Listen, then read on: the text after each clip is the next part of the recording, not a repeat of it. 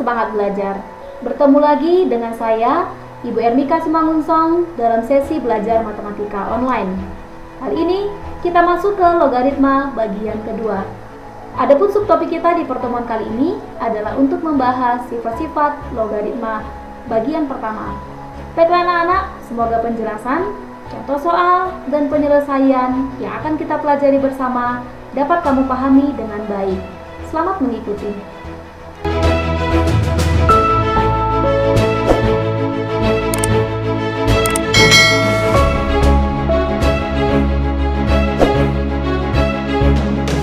Di pertemuan kali ini, kita akan membahas sifat-sifat logaritma bagian pertama.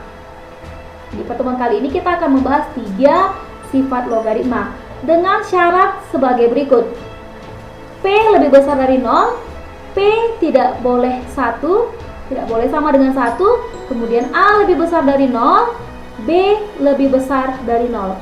Apa itu P, A, dan B? Kita akan lihat di sifat yang pertama.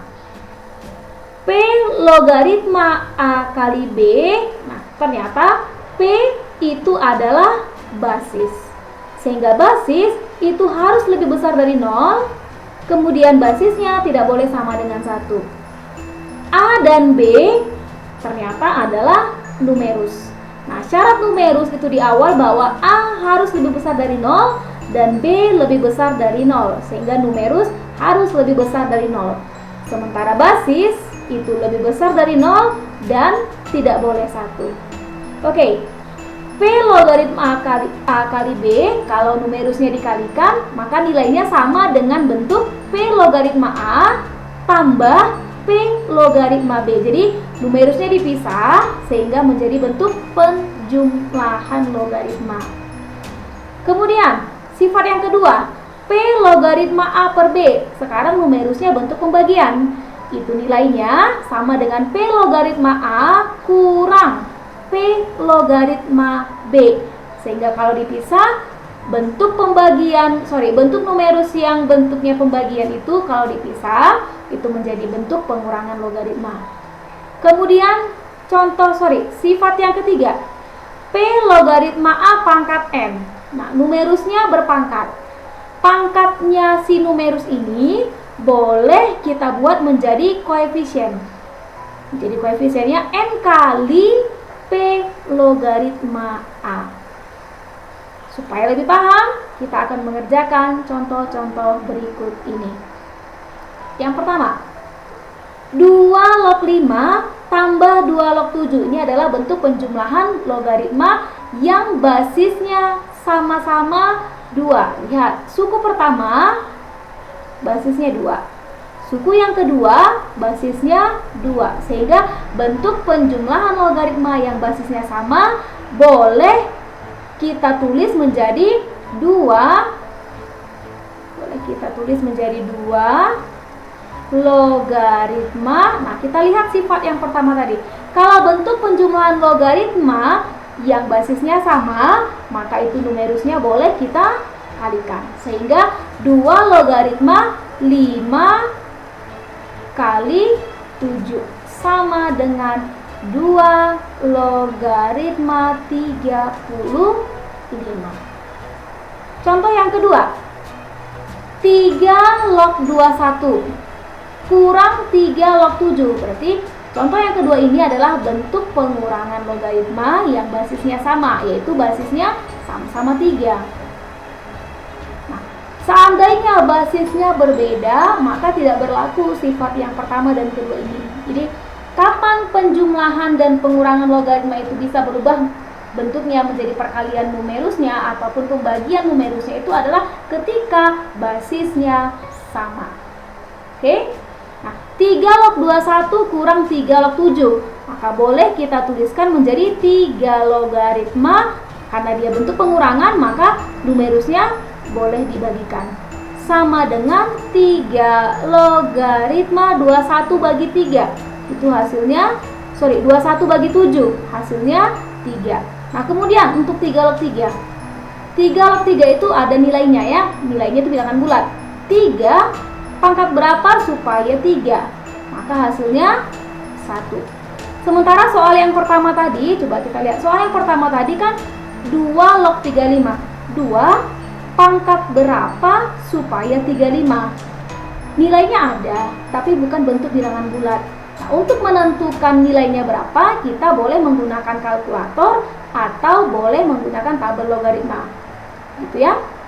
Jadi kalau misalnya numerusnya itu bukan bentuk bilangan perpangkatan yang hasilnya bilangan bulat, itu cukup kita tuliskan 2 log 35 gitu ya.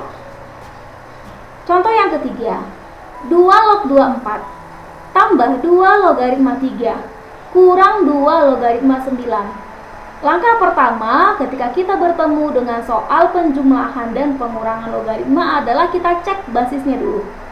Kalau basisnya sama, maka boleh berlaku sifat logaritma. Kalau basisnya tidak sama, maka tidak boleh kita berlakukan sifat logaritma. Nah, kita lihat yang ketiga ini. Yang suku pertama basisnya 2, suku kedua basisnya 2, suku ketiga juga basisnya 2. Oke, karena basisnya sama, maka boleh kita aplikasikan sifat logaritma. Dimana nanti penjumlahan itu numerusnya dikalikan, kemudian pengurangan itu numerusnya kita bagikan. Coba kita lihat yang ketiga ini. 2 logaritma, nah sekarang coba cek. Yang pertama adalah dijumlahkan. Kalau penjumlahan berarti numerusnya kita kali. Maka kita buat di sini 24 kali 3. Kemudian dilanjut dengan pengurangan. Kalau pengurangan itu numerusnya dibagikan. Dikurang 2 log 9 berarti menjadi pembagian ya. Langsung saja kita buat pembagian. 9 sama dengan, kalau memang bisa disederhanakan bentuk pecahannya, kita sederhanakan dulu. 3 dengan 9 itu boleh kita sederhanakan menjadi 3, sehingga sisanya adalah 2 logaritma 24 per 3 sama dengan 2 logaritma 8, hasil dari 24 bagi 3. Kemudian kita cek 2 log 8 itu hasilnya bilangan bulat atau tidak, kan gitu ya. 2 pangkat berapa supaya 8? Maka hasilnya adalah 3. Oke. Kemudian kita lanjut dengan soal berikutnya. Logaritma 5 tambah logaritma 4 kurang logaritma 2 tambah logaritma 10. Di pertemuan yang sebelumnya, kalau misalnya basisnya tidak tertulis, maka boleh kita tuliskan basisnya adalah 10. Oke. Kemudian kita berhadapan dengan bentuk penjumlahan dan pengurangan logaritma. Sekarang kita cek basisnya. Ternyata basisnya sama, yaitu 10. Kalau basisnya sama, maka perkalian numerusnya kita kali, pengurangan numerusnya kita bagikan. Hasilnya menjadi 10 logaritma, sekarang kita cek 10 log 5 tambah 10 log 4. Nah, yang pertama sekali kita jumpai adalah penjumlahan, maka kita kalikan numerusnya 5 kali 4. Dilanjut dengan bentuk pengurangan. Kalau pengurangan maka basisnya kita bagikan, bagi 2, ini numerusnya ya, numerusnya 2. Kemudian dilanjut lagi dengan penjumlahan. Kalau penjumlahan berarti perkalian numerus, kali 10. Oke, kita lihat ya. 10 log 5 tambah 10 log 4. Karena bentuk penjumlahan maka dikali numerusnya, yaitu 5 kali 4. Kemudian dikurang 10 log 2. Karena pengurangan maka kita bagikan numerusnya, itu bagi 2. Lanjut dengan penjumlahan, lanjut dengan perkalian numerus. Jadi kali 10 sama dengan, kalau memang masih bisa disederhanakan, maka kita sederhanakan. 10 bagi 2 hasilnya adalah 5. Maka 10 logaritma kita kalikan 5 kali 4, 20. 20 kali 5 itu 100, sama dengan 10 log 100. 10 pangkat berapa supaya 100? Nah, hasilnya adalah 2. Oke. Kita lanjut ke contoh berikutnya.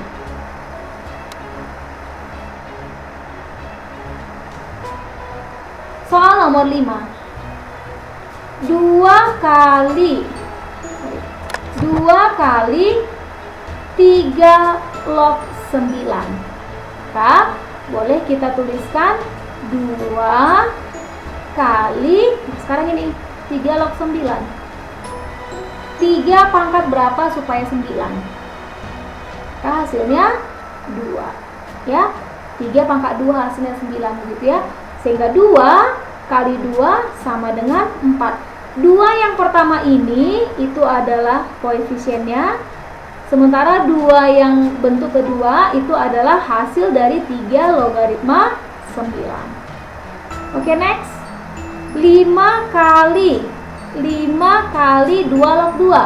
Hasilnya 5 kali, nah hasil dari 2 log 2. 2 pangkat berapa supaya 2? Nah, hasilnya 1.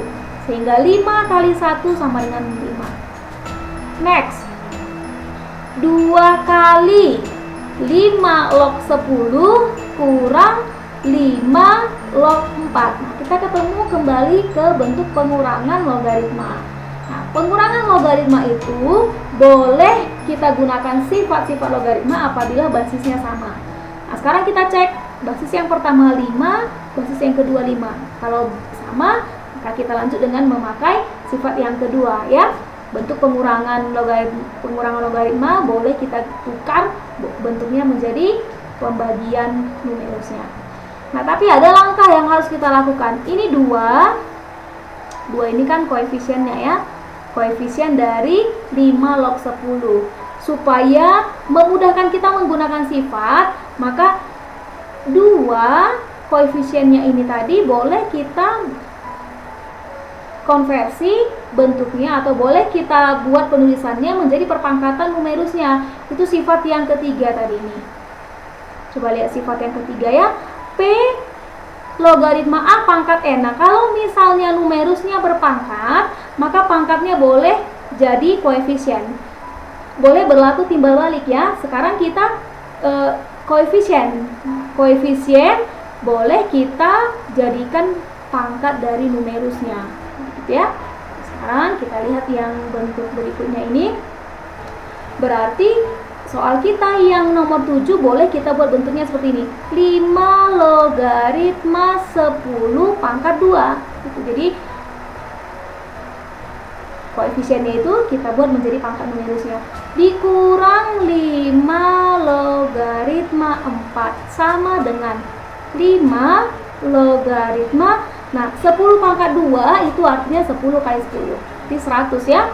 100 karena pengurangan maka kita bentuk menjadi pembagian pada numerusnya. 100 bagi 4 sama dengan 5 logaritma 100 bagi 4 berarti 25. Kemudian kita tentukan hasilnya. 5 log 25. 5 pangkat berapa supaya 25? Maka hasilnya 2. Oke, next. 2 log 6 tambah 3 log 4 tambah 2 log 3 tambah 3 log 5. Kita cek basisnya. Ada yang berbasis 2, ada yang berbasis 3. Nah, yang boleh kita operasikan adalah penjumlahan ataupun pengurangan dari basis yang sama. Sehingga kita ubah dulu posisinya. Kita dekatkan penulisan yang basisnya sama. 2 logaritma 6, saya dekatkan penulisannya dengan tambah 2 logaritma 3 tambah 3 logaritma 4 tambah 3 logaritma 5. Coba lihat, ini sama-sama basis 2, ini sama-sama basis 3. Nah, kalau basisnya sama, bentuk penjumlahan boleh kita konversi menjadi perkalian numerus.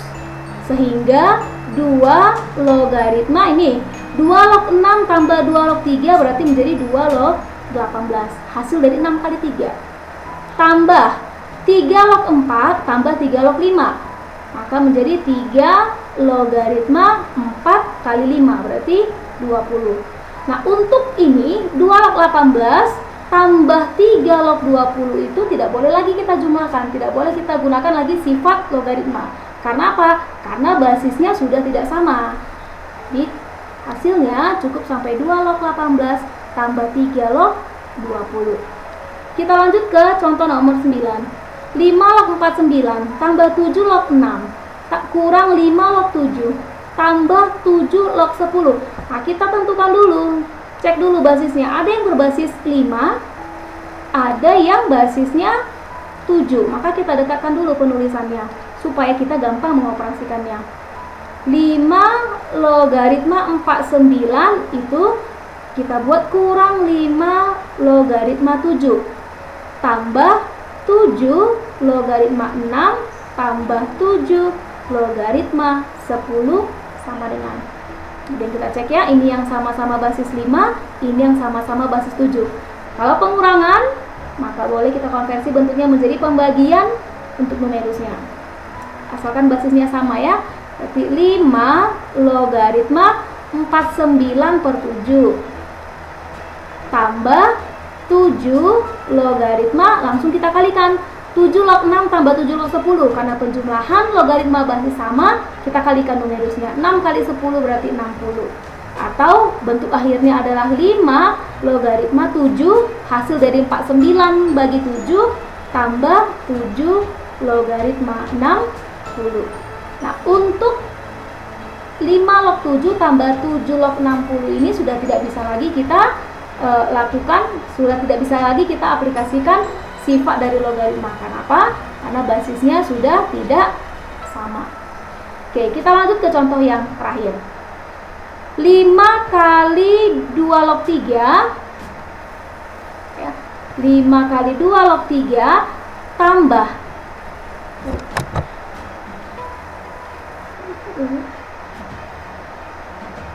5 kali 2 log 3 tambah 3 kali 3 log 5. Oke, boleh ini koefisiennya boleh kita jadikan pangkat dari numerusnya, sehingga menjadi 2 logaritma 3 pangkat 5 tambah 3 kali logaritma 5 pangkat 3 sama dengan 2 logaritma 3 pangkat 5 itu kan 3 kali 3 sampai 5 kali. Maka hasilnya 243 tambah 3 logaritma 5 pangkat 3. 5 kali 5 kali 5 berarti 125. Nah, kalau kamu lihat 2 log 243 tambah 3 log 125 itu sudah tidak bisa lagi kita aplikasikan sifat logaritma, karena memang basisnya sudah tidak sama. Oke, baiklah anak-anak, demikianlah contoh soal dan penyelesaian dari sifat-sifat logaritma. Semoga apa yang kita pelajari ini dapat kamu pahami dengan baik, sehingga memudahkan kamu untuk mengerjakan soal-soal yang berhubungan dengan sifat-sifat logaritma, khususnya bentuk penjumlahan dan pengurangan. Sampai ketemu di pertemuan berikutnya.